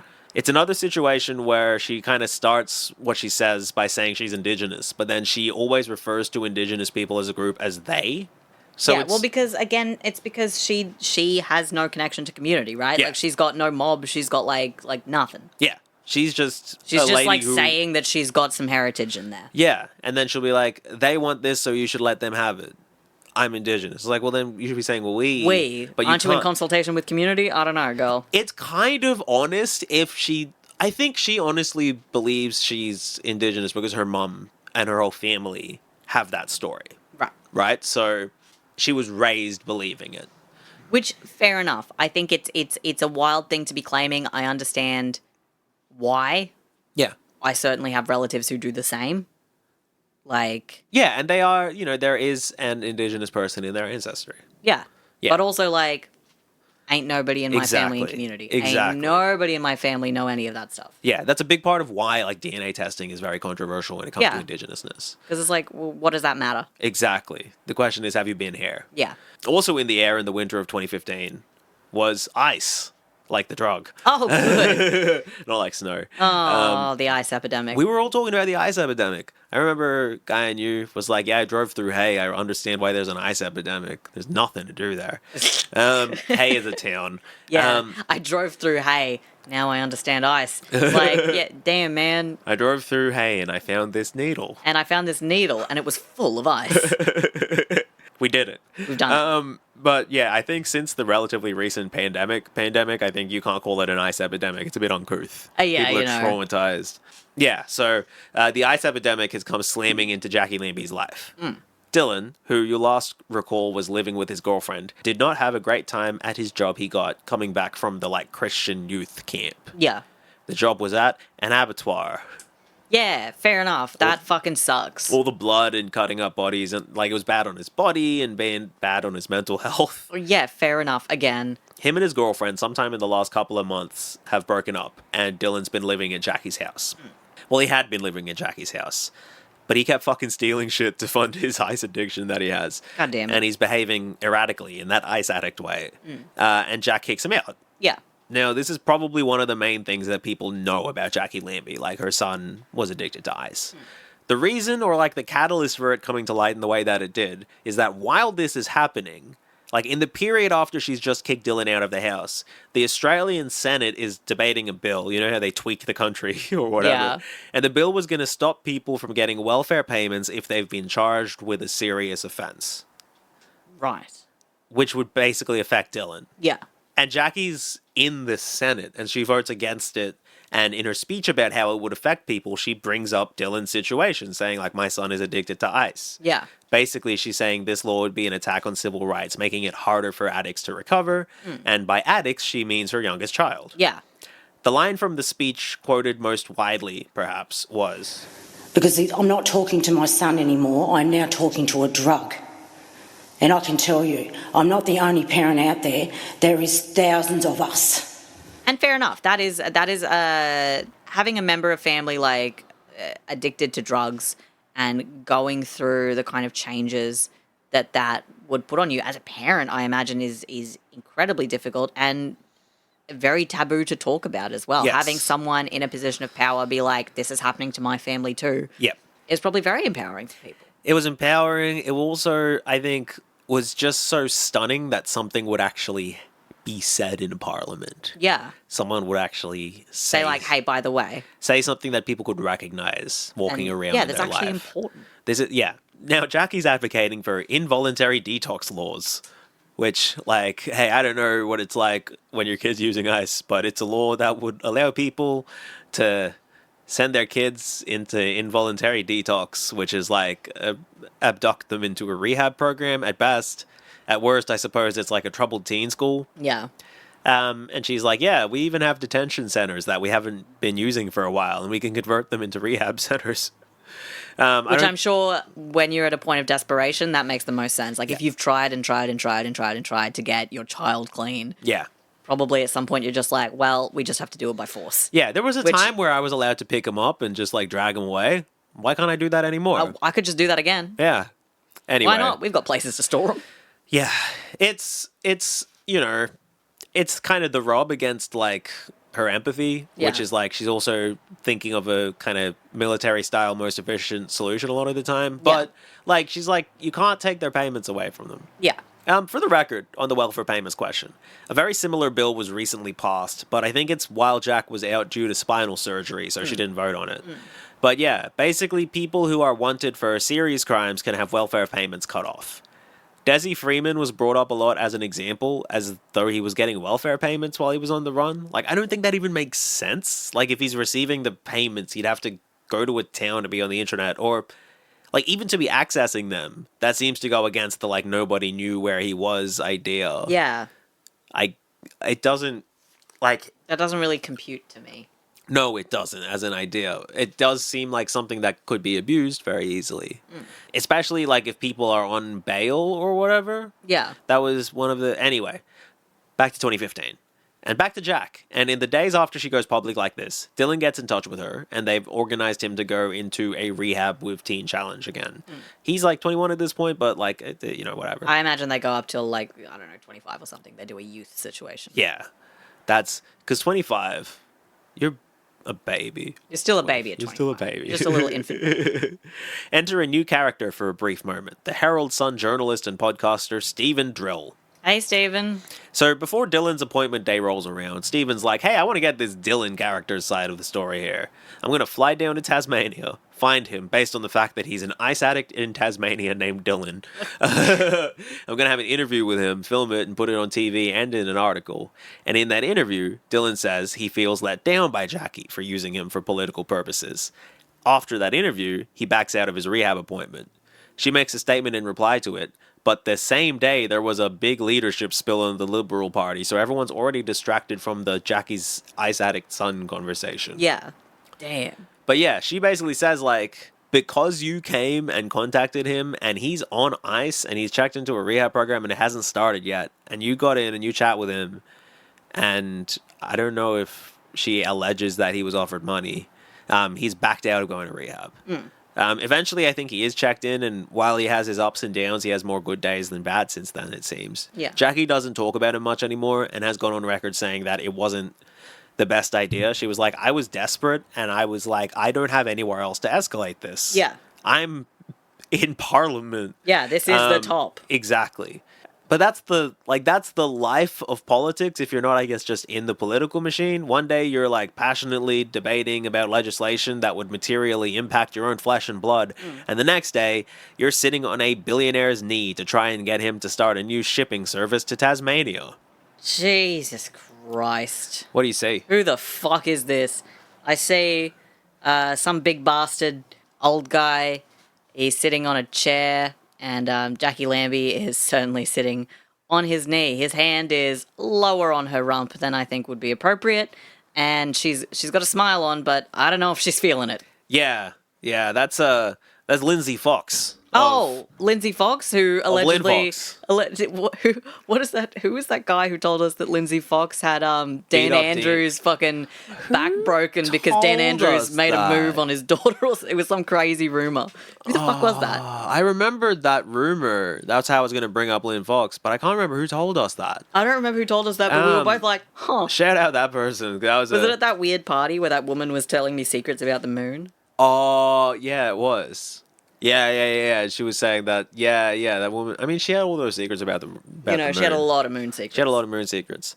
Jacqui's asked about it, and she's like, oh, he's an old school larrikin, and he asked me to sit on his lap, so I did, which just feels so gross. Oh. Like, very Jabba the Huttish. Yes. Lindsay is asked later as well, like, hey, it's a little weird to have a lady sit on your lap, like a politician at that. And he says, quote, oh, it depends how pretty they are. Jesus Christ. You're passing another fox. Yeah, so that guy, she's still talking to him about trying to get some kind of commuter and freight shipping service from Tasmania and get his involvement on it. I don't know. She's in a bit of heat locally about, like, freight from Tasmania specifically, because there are plans to deregulate coastal shipping that might impact a big international shipping terminal development in Burnie. Okay. And the bill being proposed would, among other things, allow foreign companies working in Australia for more than half the year to pay foreign wages to the ship staff. Okay. So if that means, like, you're a Chinese-listed company that ships things internationally, instead of paying the Australian minimum wage of roughly $25 an hour or whatever for operating in Australia, you might be paying roughly 25 yuan or $5.30-ish an hour in the Chinese minimum wage. Yeah. This apparently would have resulted in the shipping cost of a 20-foot container being cut in about half. Yep. The ABC at the time quotes a senator saying it had dropped from 2,800 to 1,350. For what it's worth, that terminal hasn't been developed. Jacqui's position is that it would severely undercut Australian wages, take jobs in Burnie. We want to build something that works for the people who live here, Yeah. so I'm voting against this. For what it's worth, she's in line with the Maritime Union of Australia on this one. Anyway, we're always swinging with Jack. Yes, Then there's the Paris unfortunately. attacks, right? Do you remember the Oh. Paris attacks? Vaguely, Pray yes. for Paris. 130 people killed by like ISIS folk in Paris. I realized it was 130. That's a lot. That's numbers. Obviously, Paris was really the flashpoint for a lot of and France in general. Yeah. With a lot of migration, but also France with the whole ban the burqa thing. Yeah. France led the charge on that ban the burqa shit. did they actually end up doing it? I They think did, I'm pretty sure. Yeah, you can't wear a burqa in France. Yeah. It's a Just insane security shit. theorist. Je suis Charlie or whatever. Anyway, obviously in Australia, all eyes turn to the reaction of Australia's chief Muslim, who is a fellow named Dr. Ibrahim Abu Muhammad, the Grand Mufti. I didn't know he had a Grand Mufti. This Yes, we guy do. he's like the head of Sunni Islam. He's the chair of the National Imams Council.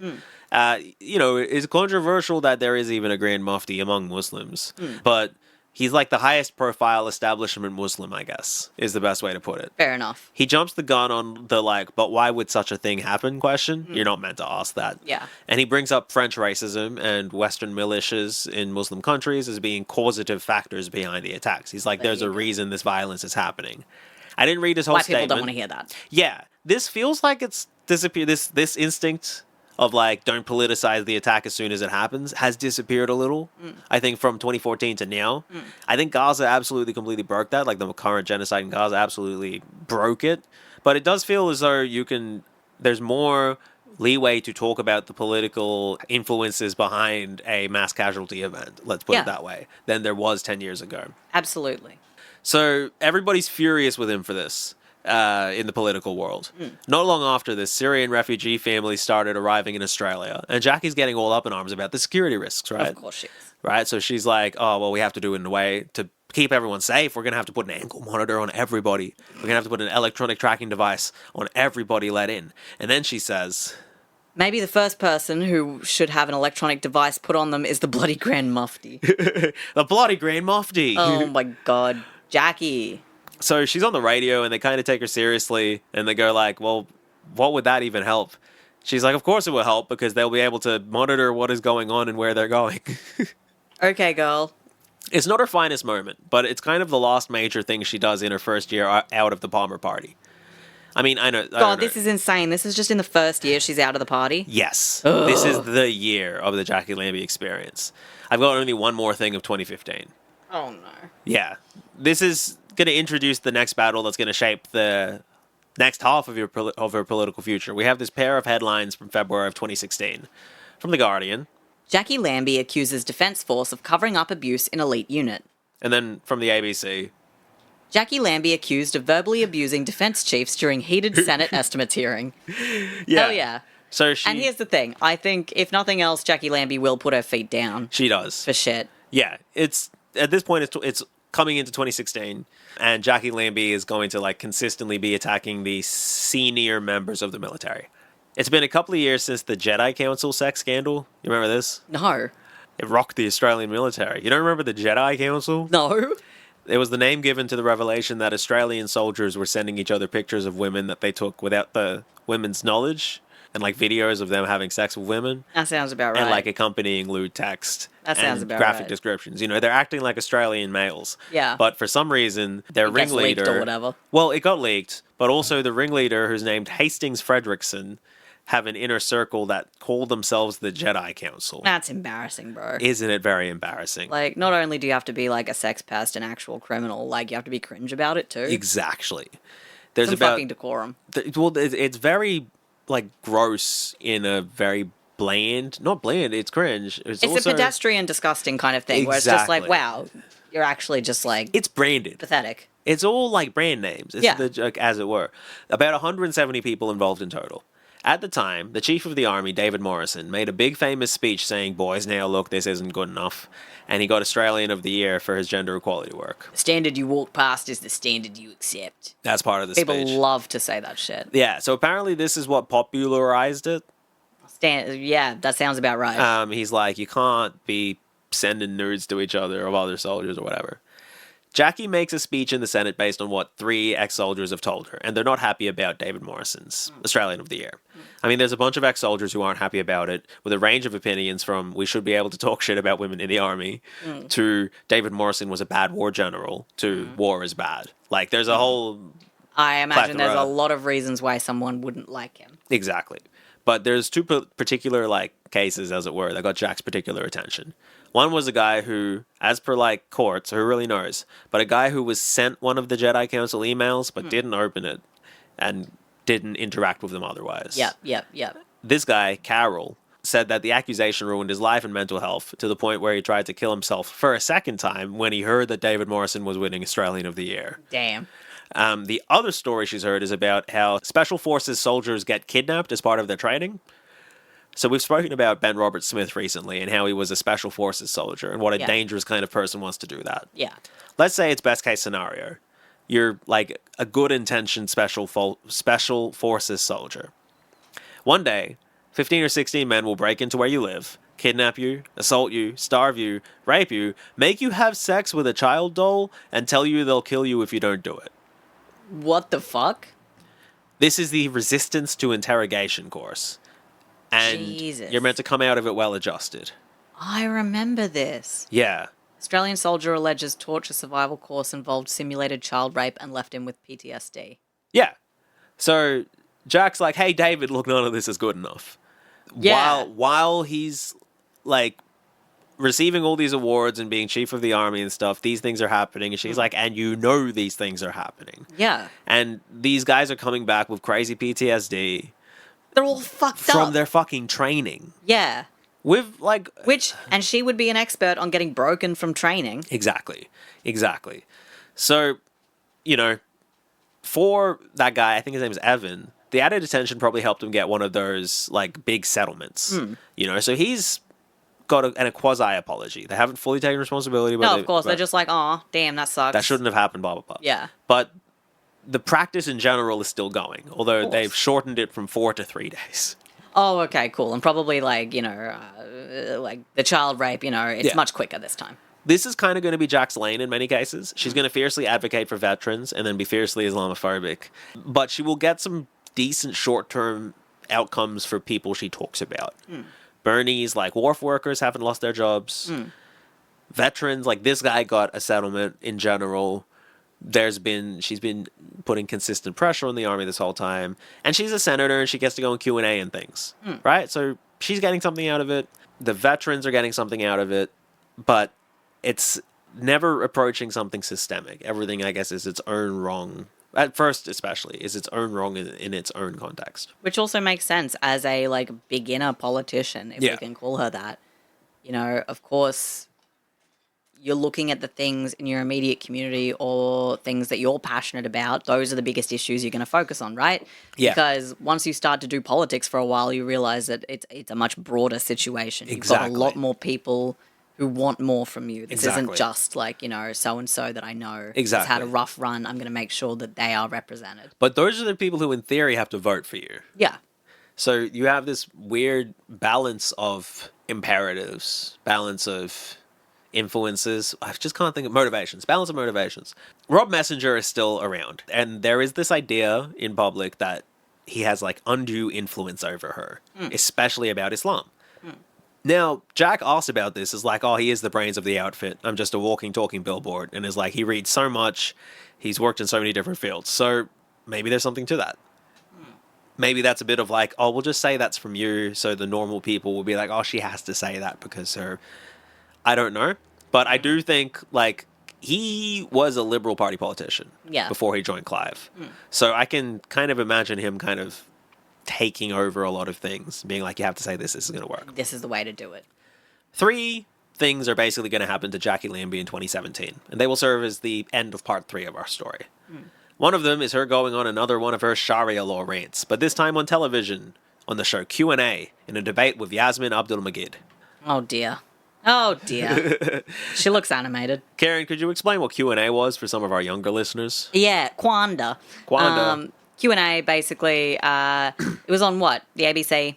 Yes. And what would happen is you would get a panel of politicians and a audience of like public, like just private citizens who would be able to ask them questions and stuff. Yeah. And basically they would get asked questions from the audience and they would have to kind of like justify themselves, basically. It was very much like a televised community hall, if you could think about it. Yeah, the shape of it was a community hall, but like pretty consistently national level questions. Yeah. Very like balanced coverage, so there's going to be like a fucking extreme right-wing figure Yes. every once in a while. But again, somebody asks Jacqui to explain her understanding of Sharia law. And again, she very confidently calls it terrorism and women baiting. And then tells Yasmin and Muslims in general to stop playing the victim. Damn. She won the racist sounding crowd over and they go crazy when she hits them with this one. The fact is, we only have one law in this country, and it is the Australian law, not Sharia law. Not in this country, not in my day. So she's having a different conversation, a completely different conversation than Yasmin is trying to have. So Yasmin's like, explain it to me. What is Sharia law? And she's very uppity about it. She's like, of course I know what it is. I'm not an idiot. It's so cartoonish. I was, at the time, or probably in 2013, the first Sharia law rant, but like I was relatively close to one guy who really bought into the Jacqui Lambie idea. And I remember having the same kind of conversation with him. My associate, as it were, was like, they're going to try to bring Sharia law into Tasmania. This is a serious threat. I think I've spoken about this before. Which I was like, what do you mean? How are they going to do that? Yeah. Jacqui Lambie, are there Muslims there really like that? Yeah. What do you mean by Sharia law? Like, a lot of different questions. And Yasmin at first is trying to just be like, that's like trying to explain to her what Sharia she's law like, is. oh, this must be an ignorance thing. This must be like a you just don't know, and so let's go through that. But she keeps saying crazy, ignorant things over and over again that are like, oh, I have to unwind so much to actually get there. Yeah. Like, she's a completely different world. But before the interview's over, before Q&A is over, Jack and Yasmin unite to bully the Liberal Party member on the show because of cuts to early childhood education. Like, conversation turns to this. Jack's like, that's a fucking disgrace or whatever. That Yasmin's like, can't believe, I gotta go with Jack on this. I gotta go with Jack on this one. So it's a really interesting whiplash always with Jacqui Lambie. Yes. When people are trying to interpret her as a politician, someone who is left-wing or right-wing. It's like sometimes she has left-wing positions, sometimes she has right-wing positions. But all of her positions really make sense based on where she's from. Yes. She's, like, around a lot of people who have had a lot of generations of living off welfare. She also is a veteran. She's been part of the army. She's had like structure in her life. She's had disorder in her life. She's struggled with addiction, and she has like 2 kids. Is a single mom, like a normal person, and she has a normal person's view on a lot of things.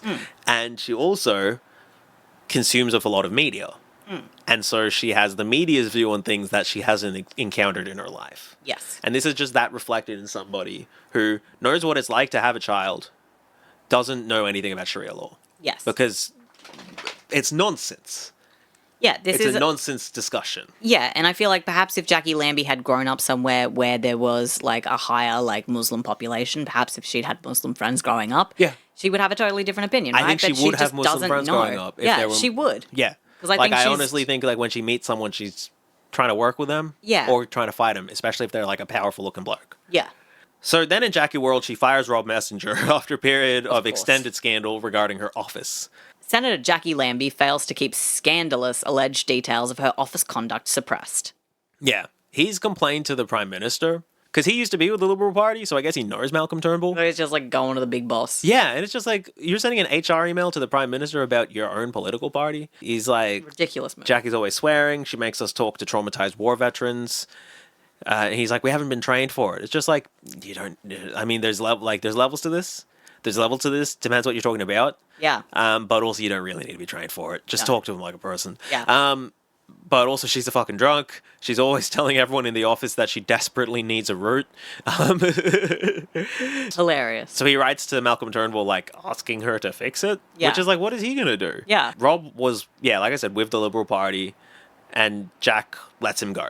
fires him, and he's suing her for unfair dismissal, and all this is kind of getting public. Yeah. Anyway, a third thing happens. Jacqui Lambie bids tearful farewell to Senate after shock British citizenship finding forces her out. Yep, it's our old friend, the parliamentary citizenship crisis of 2017. God damn. Oh, it's unbelievable. Everybody had to resign for a little bit, and they had to do a special election for whatever. We talked about, like, heritage a lot. It's unbelievable what happened. Dumb fucks. I cannot believe that we had that happen. It's so funny. She had to resign because her dad was born in Scotland, and that made her Scottish even though she didn't know it. The SBS described her as tearful Indigenous Senator Jacqui Lambie, just to, I guess, rub in how crazy a lot of things are. But yeah, the whole citizenship crisis thing is unfolding while she's working on her autobiography. And she's the one who reports herself. Because of course she is. She's like, I was working... She's like, well, I've broken the rules. She's like, I was working on my dad's section. And then I was like, wait a second. This Am is I like a lot of fucking those Scottish? stories that I've heard about recently. And then she like calls around, finds that there's no papers or whatever. And she's like, oh shit, I'm Scottish. And if Jacqui's Scottish, then I'm peckish. I think it's time for lunch. That's going to do us for today. Jacqui has resigned from the Senate. I wonder if we'll ever see Jacqui come back. I wonder if we'll ever see Will she Jacqui come come backy? back. Yeah, she will in part 4 of our series, where we'll talk about, I think, like most of the rest of it. Damn. Yeah. Well, you know what? I like Jacqui less, obviously, given her opinions and that we actually get to discuss them now. But damn, she's had an experience. I'll give her that. Yeah. This is a woman with gumption. Yes. For better or worse, she has a shitload of gumption. She has a shitload of gumption. She's eating a shitload of crumpets. She's eaten so much gumption. She's eaten so much gumption. Which is why she wears so much yellow. Keeping up with the Kardashians, but yellow. Damn. You know? But she's also like, most of the interviews I read from her, she's like, I've been single for so long, and it would be like really nice to feel the touch of a body.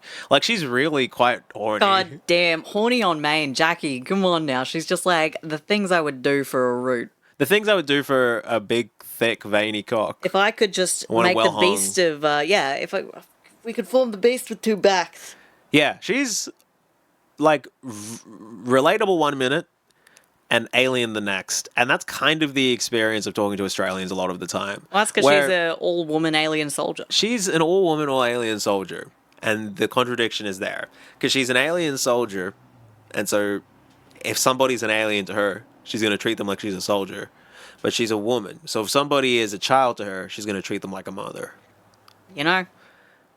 And therein lies the contradiction of Jacqui Lambie. No, the contradiction of Jacqui Lambie is everywhere, but folks, we're going to have to learn more about it next week, which will be our final week in Jacqui Lambie month, I guess. Exciting. Happy Jacqui Lambie month, everybody. Happy Lambie month. I've been really enjoying doing this series. I don't know if she'll ever get to this part of the episode, but I do want to shout out Jacqui, your grandma. Yeah. One of many people who have requested the Jacqui Lambie episode over the years or heard me talk about, like, how fascinating she is. So, hey, hope you're all enjoying it.